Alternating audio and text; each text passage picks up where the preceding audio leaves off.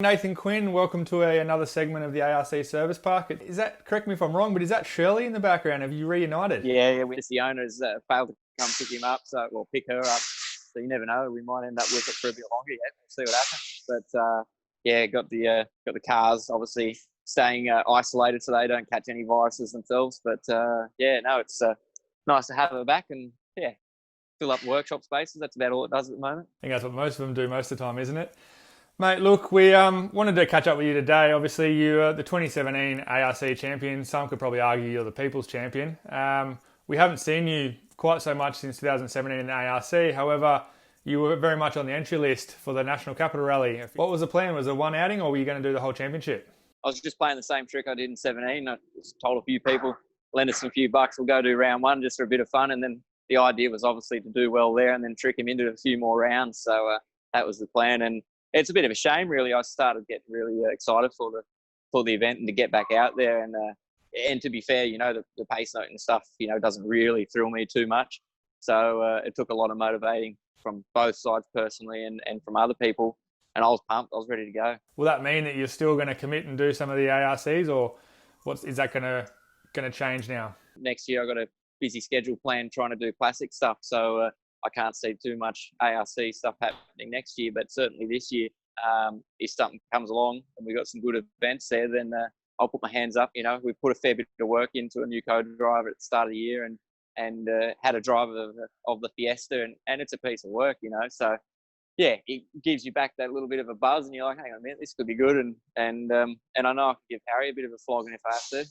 We'll talk about the Fiesta. You obviously drove that car, which is Richie Dalton's car, in New Zealand a couple of years ago and completed an early season test just before Canberra. Has the car changed much? I know it's been at Active Motorsport for a few months now. Yeah, certainly when I first drove it in New Zealand, it was quite a difficult New Zealand rally, really wet, much like you could say the Alpine's been the last 2 years.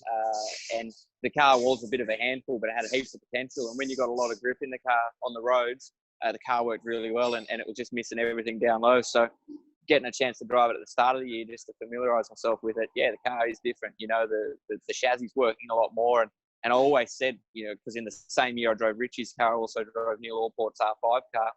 And I always sort of said since then that Richie's car certainly has more potential than the R5 if you can get the chassis to work. And I think it's pretty close, So, we got to drive it on a bit of road. And it's always hard to tell testing. Like, I get pretty sick of testing after a few runs because all of a sudden you're doing the same bit of road and you sort of don't know what's working. I don't have a very, what would you call it, technical mind for that sort of thing. So what was really going to show was it in the stage times if it was working.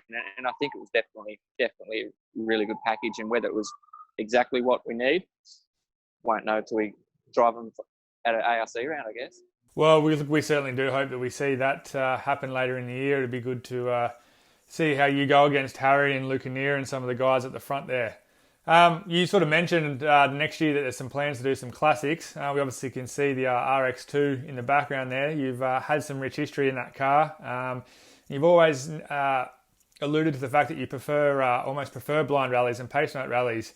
Can you tell us a bit why that is? So, yeah, a lot of people struggled with that. And even when Neil come back to do Bega last year and in his league, he was a little bit concerned about it. The biggest thing is for me, I've obviously done a fair bit of pace noting, not as much as some people, and some people just love it. Some people like get the absolute maximum out of a corner, and you can do that on pace notes. But the thing is for me is it's not just writing pace notes and driving to the pace notes, but you're always trying to perfect the system.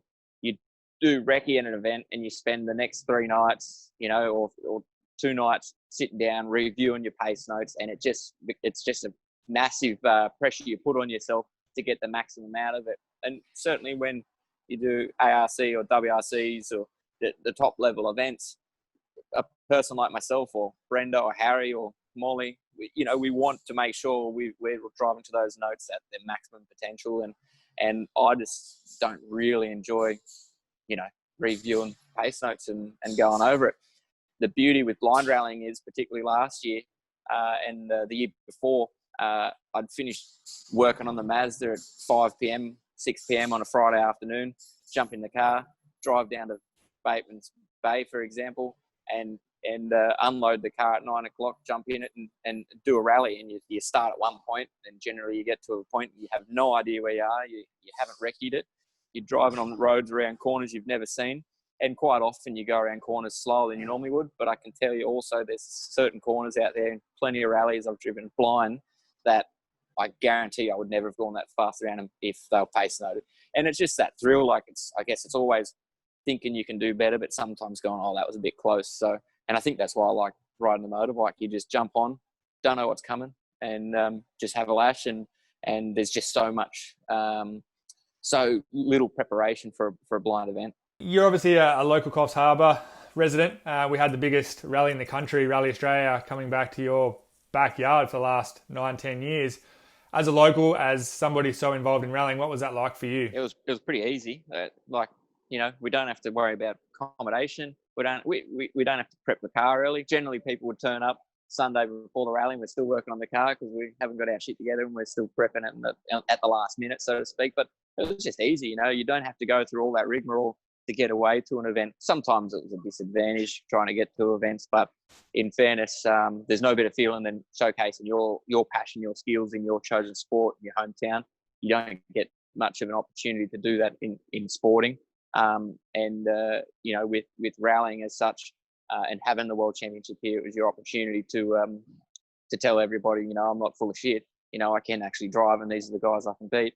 And that was always satisfactory, especially the time we drove the Mini in the World Championship round here. That was a pretty big emotional roller coaster, and to drive a World Rally car on the streets that you drive to and from work, like unreal, like just little things like that. It's very nostalgic, and I can live that nostalgia pretty well every day. Drive down the street, drive out in the forest, jump on the bike.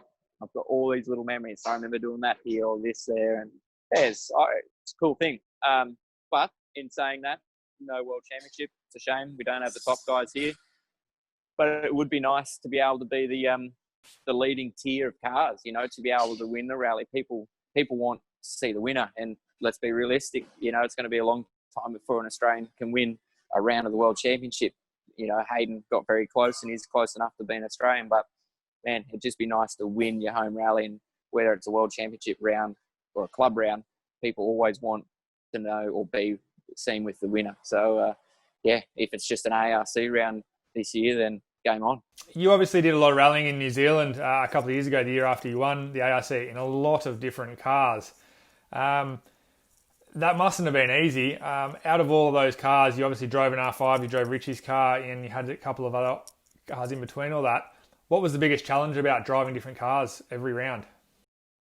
Probably the biggest challenge was driving a Subaru, and it only lasted a couple hundred metres. But no, to be fair, it was quite difficult, especially relatively laid back, and I had to be that year. Obviously, we wanted to drive an R5 all year, and we physically couldn't afford it. So we went into round 2, and I didn't get to drive Richie's car until 1 a.m. the night before the rally started. So the first stage was sort of let's go.